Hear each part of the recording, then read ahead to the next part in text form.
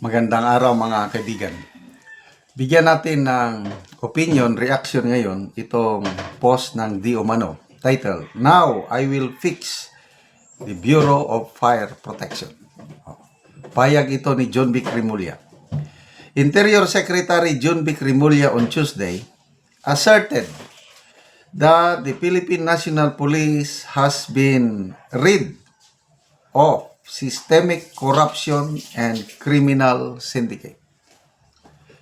As he announced that his next priority will be reforming the Bureau of Fire Protection.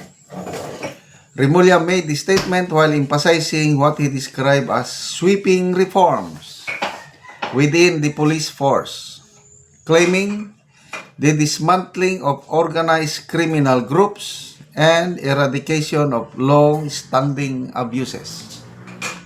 In the PNP, sabi niya, I am proud to say that there is no syndicate now.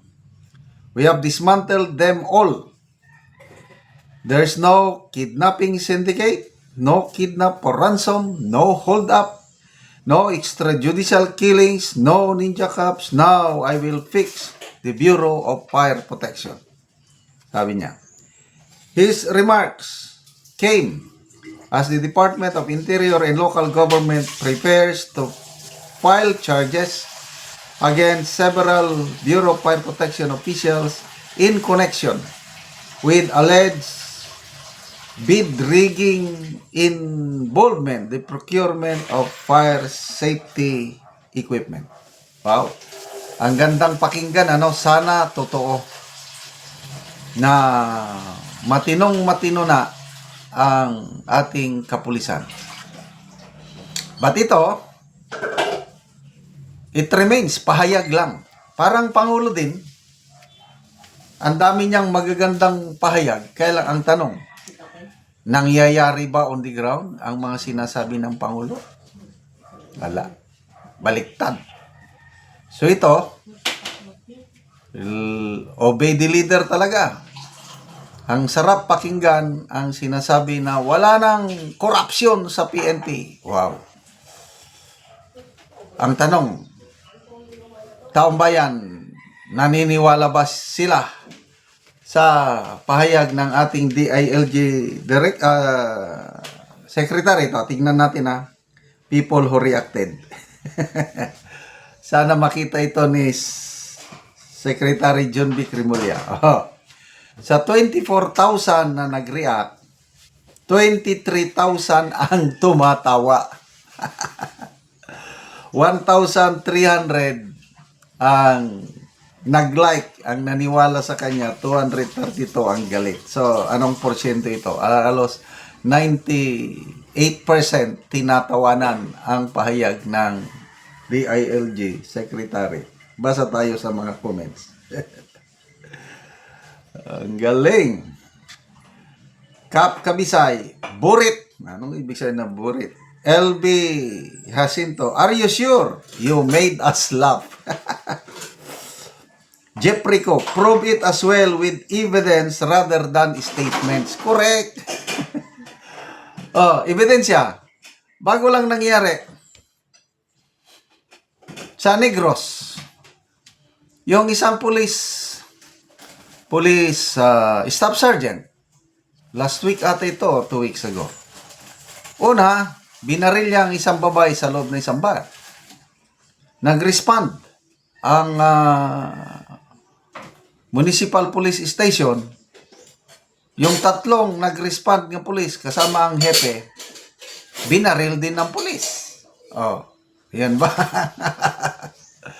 Ano ba? Sa loob ng Camp Crame, ito, mas bago ito. Last week lang.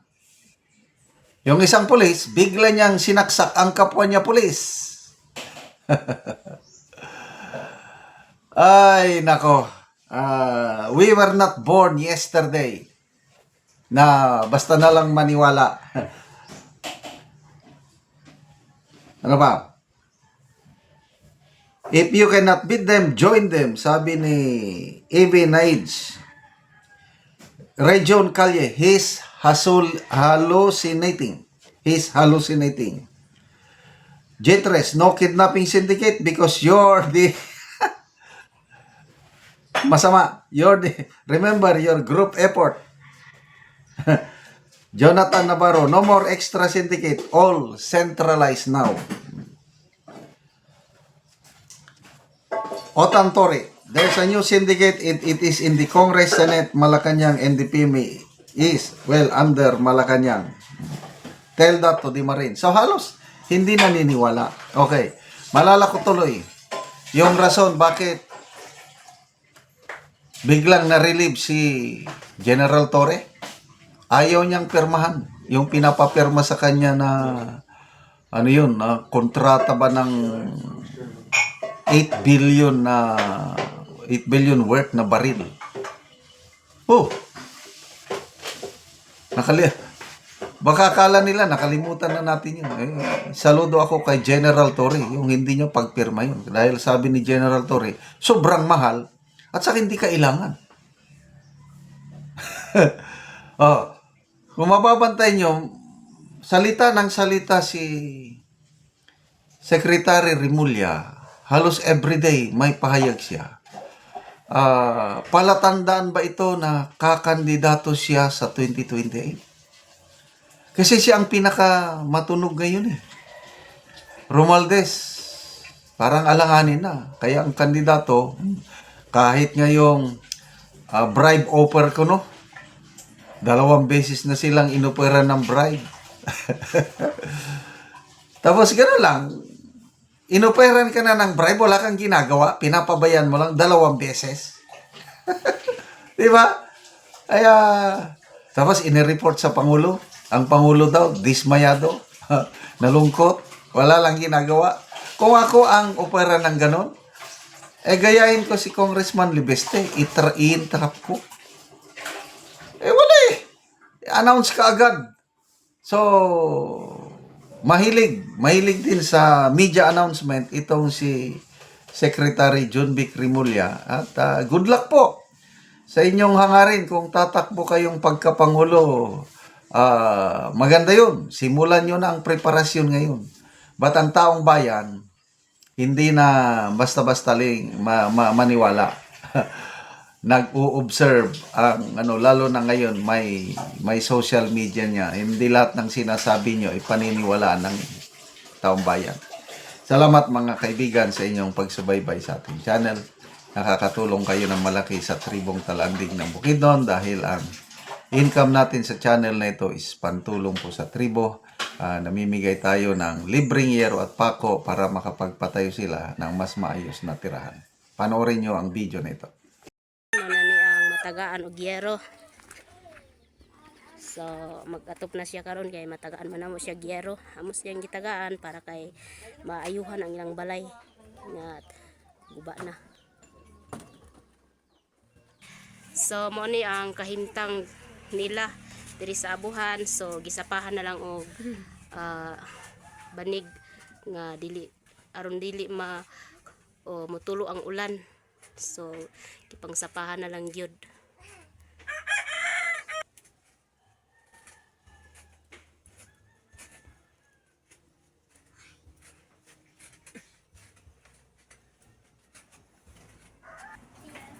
So muna ang ilang kahimtang. So ginapuy-an pa ni nila. So kung ulan, so tulo na gid kaayo. So gituluan na gid kaayo kung muulan. So karon pila na ikatuig ining balay nga nung tuluan naman kaayo? 5. So 5 years na kay anak. Na. So pila ka buki mong anak? 2. So 2 imong anak. Salamat sa Ginoo nakapatok net karon. Oh, so makatop na gid mo karon kay natagaan mo giyero.